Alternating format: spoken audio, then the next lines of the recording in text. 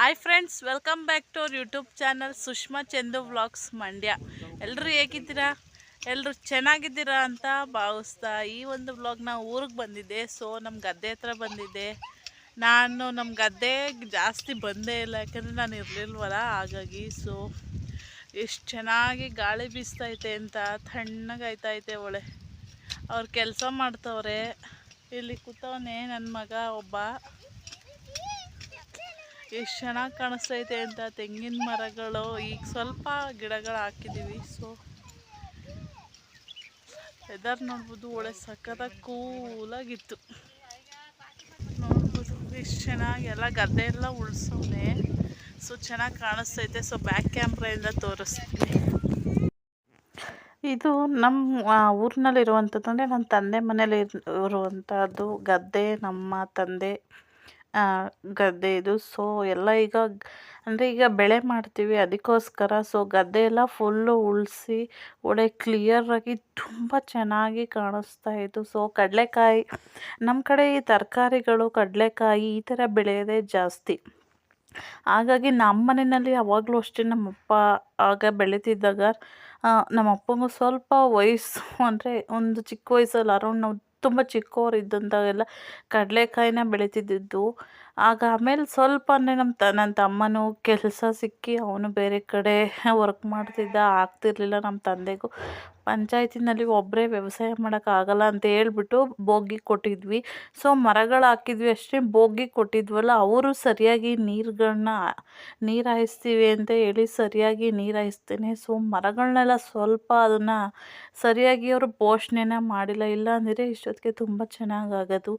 ಈಗ ನಮ್ಮ ತಂದೆ ತೀರ್ಕೊಂಡ್ರು. ಸೊ ಹೋದ ನವೆಂಬರ್ನಲ್ಲಿ ತೀರ್ಕೊಂಡ್ರಲ್ಲ. ಈಗ ನನ್ನ ತಮ್ಮನೇ, ಅವನೇ ಗದ್ದೆನ ಮಾಡ್ತಿದ್ದಾನೆ. ಸೊ ನಾವು ಯಾವಾಗಲೂ ಕಡಲೆಕಾಯಿ ಬೆಳೀತಿದ್ದಿದ್ದು, ಹಾಗಾಗಿ ಸೊ ಕಡಲೆಕಾಯಿನ ಹಾಕೋದಕ್ಕೋಸ್ಕರ ಎಲ್ಲ ರೆಡಿ ಮಾಡಿ ಗದ್ದೆ ಎಲ್ಲ ಉಳಿಸಿದ್ದಾನೆ.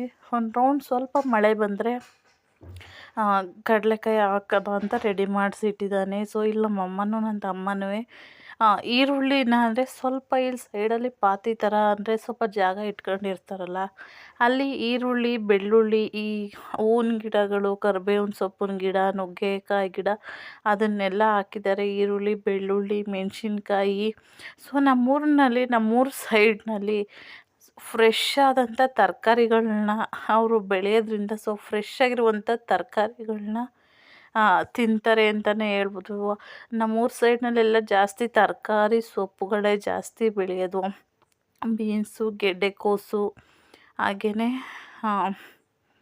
ಇನ್ನೊಂದು ಬೀನ್ಸಲ್ಲೇ 2 ಥರ ಬೀನ್ಸ್ ಐತೆ. ಸೊ ಆ ಥರನೂ ಬೆಳೀತಾರೆ. ಇನ್ನೂ ತುಂಬಾ ನನಗೆ ಜಾಸ್ತಿ ಗೊತ್ತಿಲ್ಲ. ಹಾಗೆ ಈ ಟೈಮ್ನಲ್ಲಿ ಕಡಲೆಕಾಯಿ, ಅಂದರೆ ಈ ಸೀಸನಲ್ಲಿ ಕಡಲೆಕಾಯಿ ಹಾಕಿದ್ರೆ ಇನ್ನು ನೆಕ್ಸ್ಟು ದೀಪಾವಳಿ, ಸಂಕ್ರಾಂತಿವರೆಗೂ ಸೊ ಕಡಲೆಕಾಯಿ ಸಿಗ್ತವೆ ನಮಗೆ ಗದ್ದೆನಲ್ಲಿ. ಸೊ ಅದು ಕೀಳೋದು ಅಷ್ಟೇ ತುಂಬ ಕಷ್ಟ ಗೈಸ್. ಅದಕ್ಕೆಲ್ಲ ಹಾಳು ಮಾಡಿ ಕೀಳಿಸಿ ಎಲ್ಲ ಮಾಡಬೇಕು. ಕಡಲೆಕಾಯಿನೇ ಬೇರೆ ಸಪ್ರೇಟ್ ಮಾಡಬೇಕು, ಸೊಪ್ಪನ್ನೇ ಬೇರೆ ಸಪ್ರೇಟ್ ಮಾಡಬೇಕು. ತುಂಬ ಕಷ್ಟ. ಯಾವುದು ಅಂದರೆ ಕೆಲಸ. ಈಗ ಅವರು ತುಂಬ ಇಷ್ಟಪಟ್ಟಾಗೆ ನಮ್ಮ ತಂದೆ ಯಾವಾಗಲೂ ಹೇಳ್ತಿರೋ. ಸೊ ನಮ್ಮ ತಂದೆ ಇದ್ದಾಗಲೇ ನಾವು ಬೋರ್ ತೆಗ್ಸಿದ್ವಿ. 2 ಬೋರು ಫೇಲ್ ಆಯಿತು. ಸೊ 1 ಬೋರ್ನಲ್ಲಿ ಸುಮಾರಾಗಿ ನೀರು ಬರ್ತಿತ್ತು. ಸೊ ಅದರಿಂದನೇ ಈಗ ವ್ಯವಸಾಯನ ಮಾಡ್ತಿರೋದು. ನನ್ನ ತಮ್ಮ ಪಾಪ ಚಿಕ್ಕ ವಯಸ್ಸಿಂದನೂ ಅಷ್ಟೇ, ನಾನಿನ್ನು ಸುಖವಾಗಿ ನಮ್ಮ ಮಾವವ್ರ ಮನೇಲಿ ಬೆಳೆದಿದ್ದು. ಆದರೆ ನನ್ನ ತಮ್ಮ ಪಾಪ ಚಿಕ್ಕದ್ರಿಂದನೂ ಕಷ್ಟನ ನೋಡಿ ಬೆಳೆದಿದ್ದು. ಇನ್ನು ಮುಂದೇನಾದರೂ ಅವನಿಗಾಗಲೇ ಅಷ್ಟು ಕಷ್ಟಪಟ್ಟಿದ್ದಕ್ಕೆ ಅದಕ್ಕೆ ಸ್ವಲ್ಪ ಪ್ರತಿಫಲಗಳನ್ನ ಪಡ್ಕೊಂಡವನೆ. ಆದರೆ ಇನ್ನೊಂದು ಸ್ವಲ್ಪ ಅವ್ನಿಗೆ ಇನ್ನೂ ಒಳ್ಳೆಯದಾಗಲಿ. ಇರೋನು ಒಬ್ಬನೇ ಮಗ. ಸೊ ಜಮೀನು ನಮಗೇನಿಲ್ಲ, 3 ಎಕರೆ ಜಮೀನಿದೆ. ಹಾಗೆ 2 ಕಡೆ ಒಂದು 20 ಗುಂಟೆ ಒಂದು ಎಷ್ಟಿದೆ ಅನ್ನೋದು ನನಗೆ ಗೊತ್ತಿಲ್ಲ, ಆದರೆ ಇದೇ ನಮಗೆ ಸಾಕು. ಇರೋನು ಒಬ್ಬನೇ ಮಗ, ಆರಾಮಾಗಿ ಅವನು ಅದನ್ನೇ ನೋಡ್ಕೊಂಡು ಮಾಡ್ಕೊಂಡು ಹೋಗಲಿ. ನಮಗೂ ಕೂಡ ಯಾವುದೇ ರೀತಿ ಇದಿಲ್ಲ. ಚೆನ್ನಾಗಿ ಅವನ ಜೀವನ ಇನ್ನು ಮುಂದೆ ಚೆನ್ನಾಗಿರಲಿ ಅನ್ನೋದು ನಾನು ಇಷ್ಟಪಡುವಂಥದ್ದು.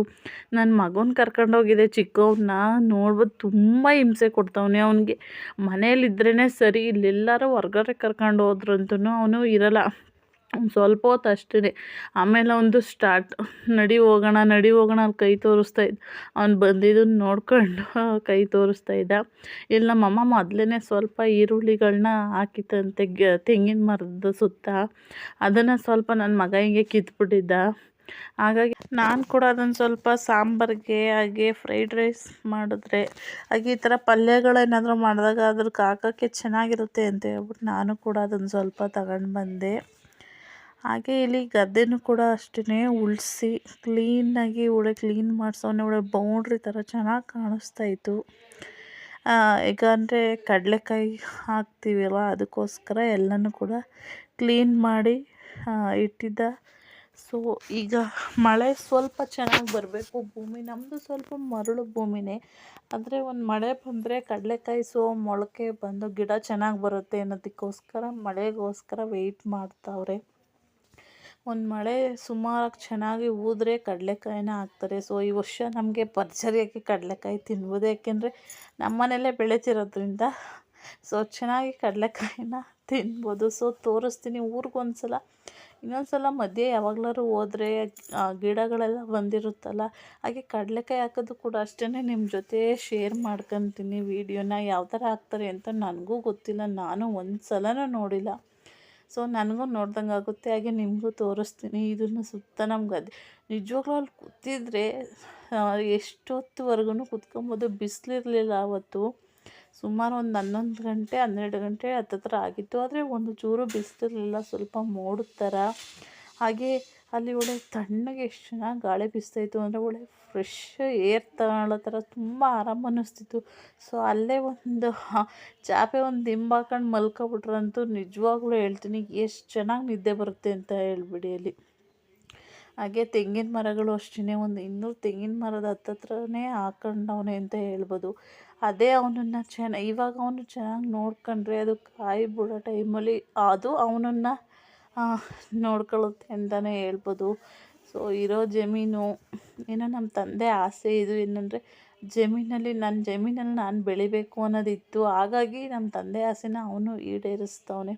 ಸೊ ಅವನಿಗೆ ಒಳ್ಳೇದು ಮಾಡಲಿ ಅಂತ ನಾನು ಕೂಡ ಅಷ್ಟೇ ದೇವರಲ್ಲಿ ಕೇಳ್ಕೊತೀನಿ. ಸೊ ಅಲ್ಲಿಂದ ಮನೆಗೆ ಬಂದು ಊಟ ಮಾಡ್ತಿದ್ವಿ. ಮಕ್ಳಿಗೂ ಕೂಡ ಊಟ ಮಾಡಿಸ್ತಾ ಅಂದರೆ ನಾನು ಒಂದು ರ್ಯಾಂಡಮಾಗಿ ಕ್ಲಿಪ್ಪಿಂಗ್ ತೊಗೊಂಡಿದ್ದೀನಿ ಅಷ್ಟೇ.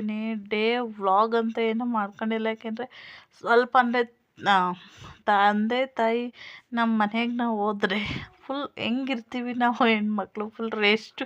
ನಾನಂತೂ ಅದೆಷ್ಟು ನಿದ್ದೆ ಮಾಡಿದ್ದೀನಿ ಅನ್ನೋದೇ ಗೊತ್ತಿಲ್ಲ, ಅಷ್ಟು ನಿದ್ದೆ ಮಾಡಿದ್ದೀನಿ ನಾನು ಅಲ್ಲಿ.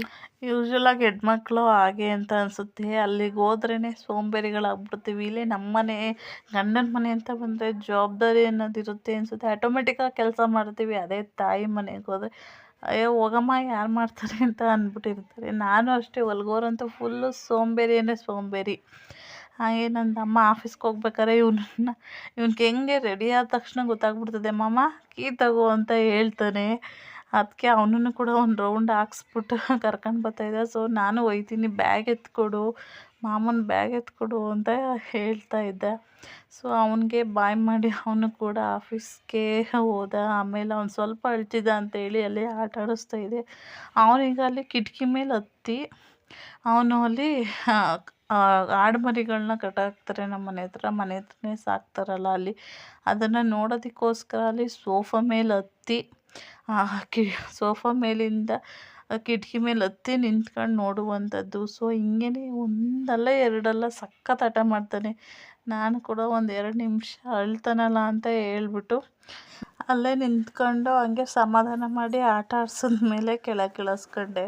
ಹಾಗೆ ನಮ್ಮಮ್ಮ ತುಂಬ ದಿನ ಆದಮೇಲೆ ಹೋಗಿದ್ದೆ, ಹಾಗೆ ಹೋಗ್ತೀವಿ ಅಂದ್ಬಿಟ್ಟು ಮದ್ದೂರು ಮಾಡಿಕೊಟ್ಟಿದ್ರು. ಸೊ ಚೆನ್ನಾಗಿ ಬಂದಿತ್ತು ಮದ್ದೂರು ವಡೆಯಾಗಿ. ಈಗ ಮಳೆಗೂ ಚಳಿಗೂ ತುಂಬ ಒಳ್ಳೆ ಕಾಂಬಿನೇಷನ್, ಟೀ ಕಾಫಿ ಕುಡಿಯುವಾಗಂತೂ ನಮಗೆ.